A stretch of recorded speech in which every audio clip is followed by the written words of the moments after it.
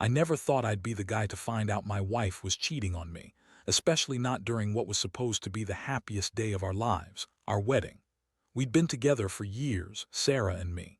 She's always been the kind of girl who's charming, a little bitchy at times, but I loved her anyway. We had what I thought was a solid relationship, or at least I did until the signs started popping up. It all began a few weeks before the wedding. She was acting weird, distracted, avoiding me, calling last minute to cancel plans, and then there were the little things that didn't add up. She suddenly had this new obsession with her phone, always keeping it close, even in bed. I'd catch her glancing at her screen and quickly hiding it when I looked her way. Some nights she'd get these strange messages and delete them like her life depended on it. I told myself I was paranoid, that maybe she was just nervous or stressed out. But then, the signs got worse. She started showing up late to the wedding rehearsals. I'd call her, and she'd make up some excuse about work or needing to pick up something last minute. I saw her talking to her best friend, Jessica, a lot more than usual, and she'd smirk when she thought I wasn't looking.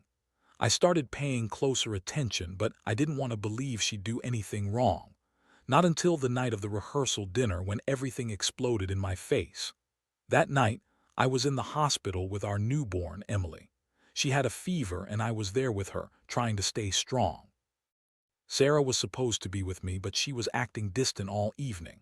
Her phone kept buzzing and I noticed she was sneaking around, hiding her screen from me. I was so preoccupied with Emily that I didn't think much of it at first, just tired and worried about the baby. But then out of nowhere, my phone buzzed with a message that stopped my heart. It was from an unknown number. I almost didn't open it, thinking it was some spam or a wrong message. But I did. And what I saw made me freeze.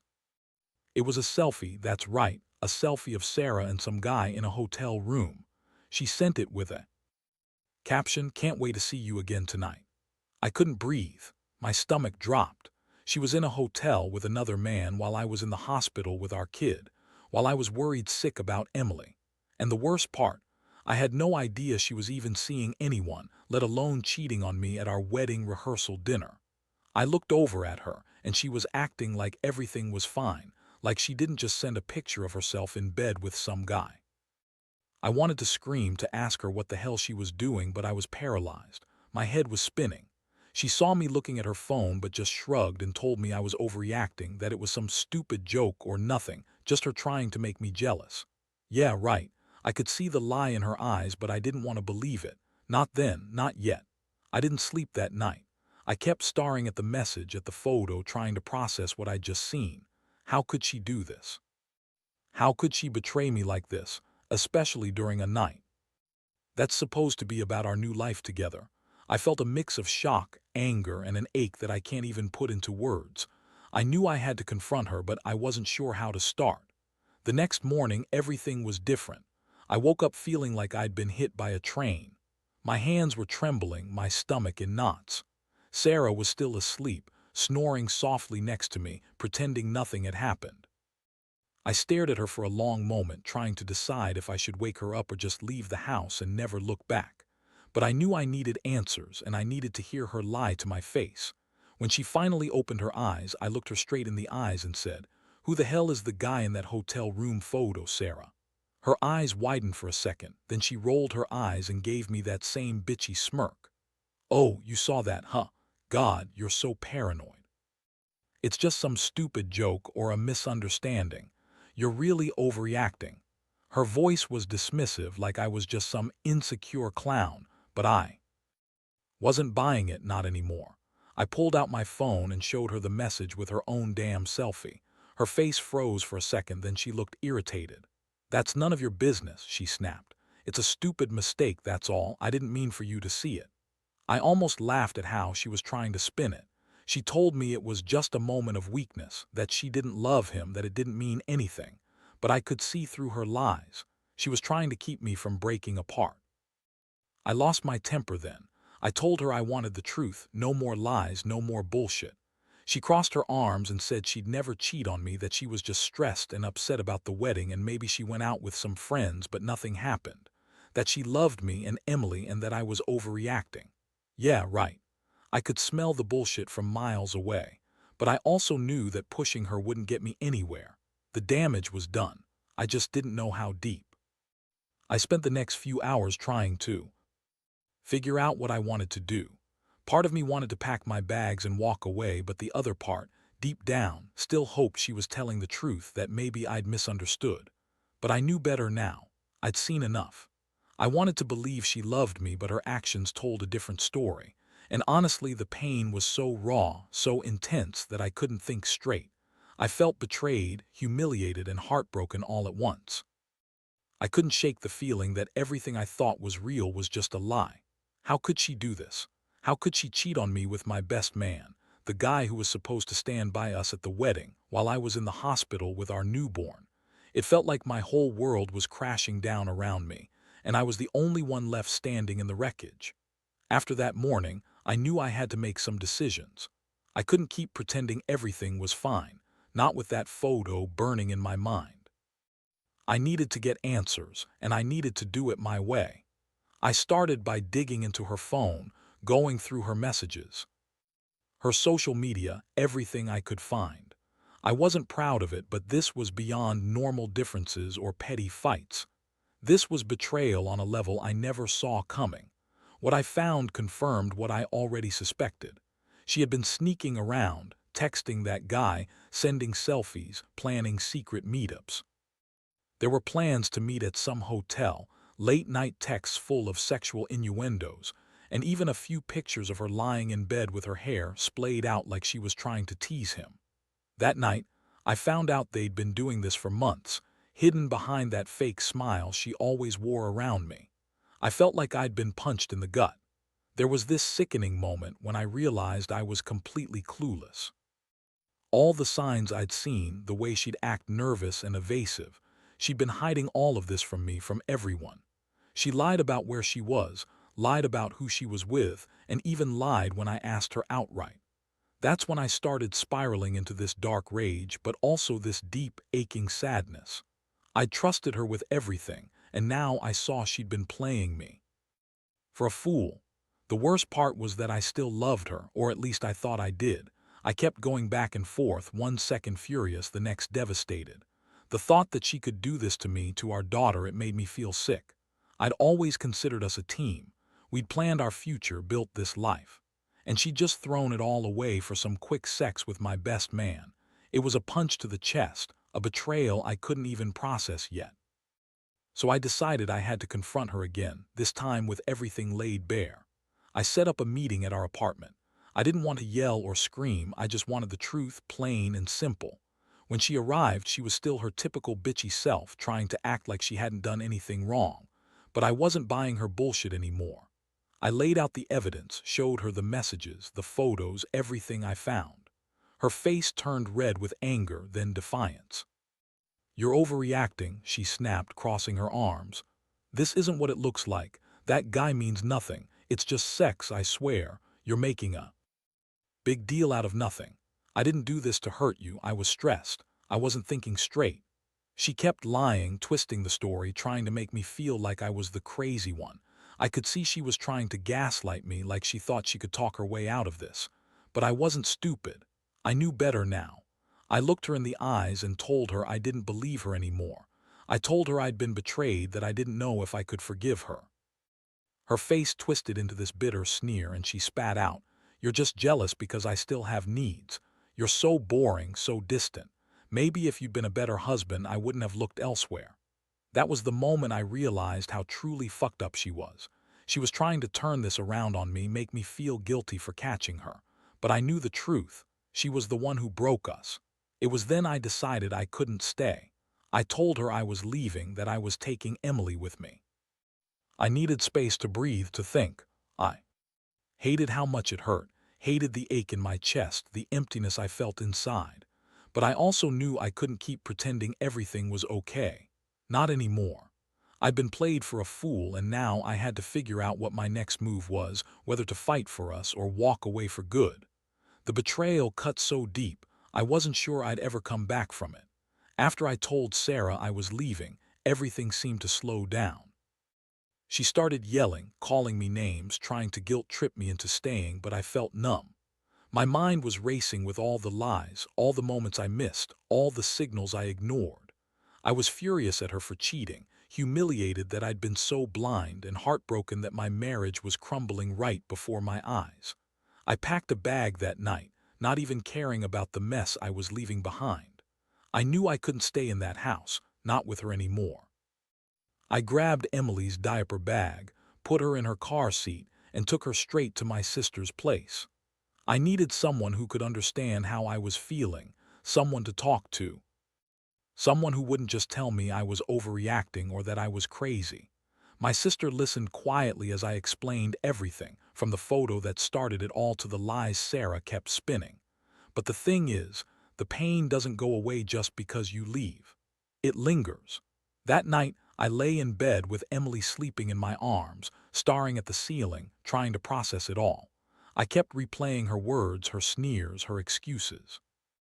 I kept wondering if I'd made a mistake walking out, or if it was the only way I could save myself from losing my mind. How could she do this? How could she betray me, especially when I was so vulnerable, focused on our newborn, trying to be a good dad? The next morning, I decided to draft a message to her. I didn't want to see her face anymore, not for a while. I sent a simple text. We need to talk. I want full honesty, no more lies. I can't do this anymore if you're lying to me. That was all I could muster.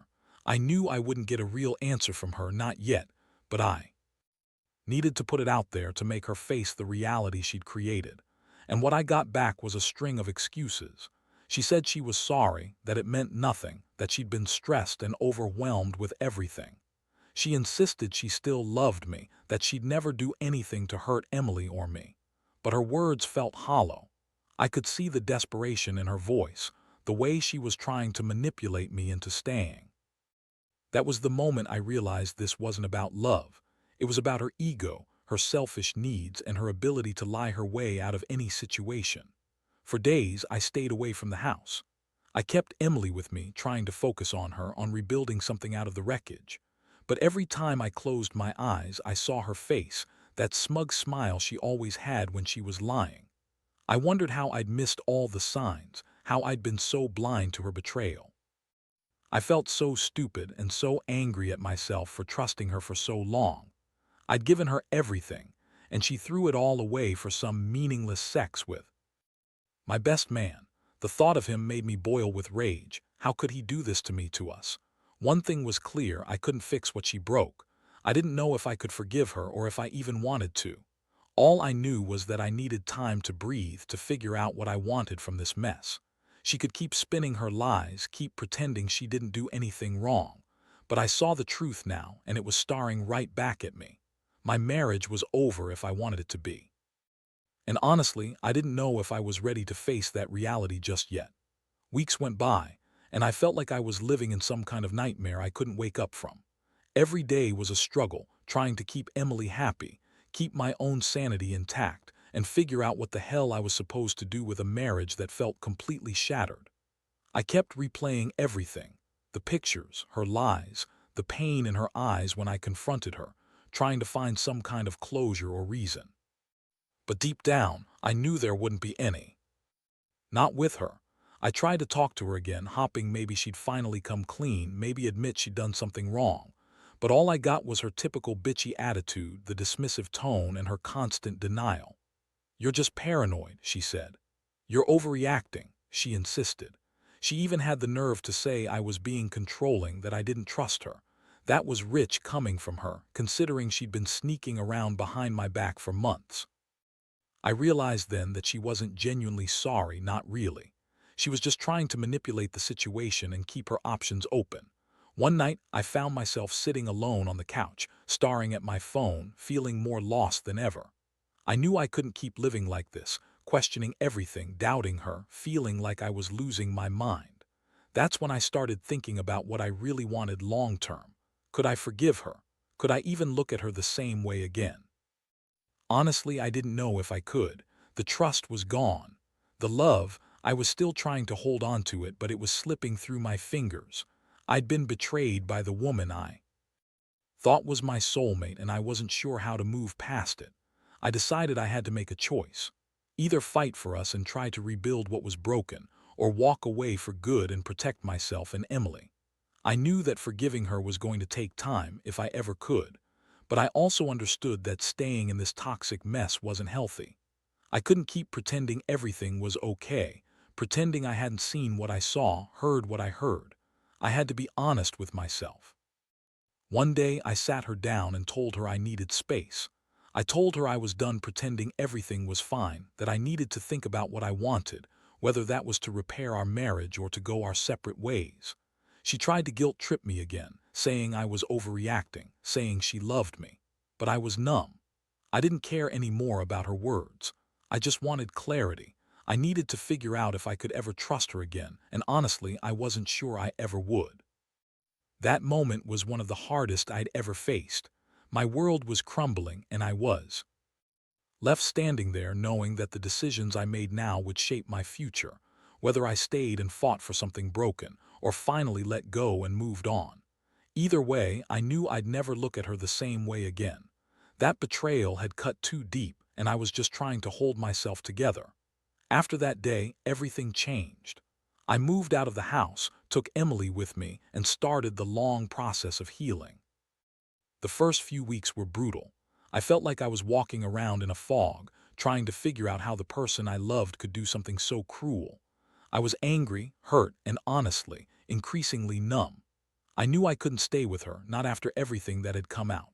Trust was shattered, and I didn't see a way to fix it.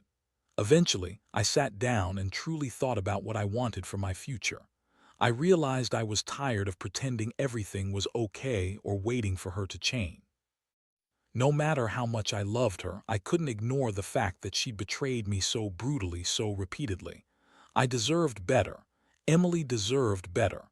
I decided I was better off alone than in a marriage built on lies, so I filed for divorce. It was the hardest thing I ever did, but also the most necessary. The process was messy. Sarah tried to come back, crying, begging, claiming she'd change, that she loved me, that she'd do whatever it took. But I saw through her. She was still the same manipulative person who lied for fun. I wasn't going to waste my energy on someone who didn't respect me or our family. I told her to stay away, that I'd only consider any future contact once she proved she was genuinely sorry and committed to being honest. In the end, I learned a lot from all this chaos. I learned that trust is fragile, and once broken, it's almost impossible to repair. I learned to listen to my gut, to pay attention to the small signs that I'd ignored. And most importantly, I learned that I deserved honesty, respect, and genuine love, things I thought I had in my marriage but turned out I was just fooling myself. Looking back, I realized that the betrayal was a brutal lesson, but also a necessary one. It made me realize my worth, and that sometimes you have to walk away from what's toxic to save yourself. It's not easy and it's not painless, but life goes on, and I know now that I'm better off without someone who would put me through that kind of pain. I focus on my daughter and rebuilding my life, one step at a time. And honestly, I don't regret choosing my sanity and happiness over staying in a lie.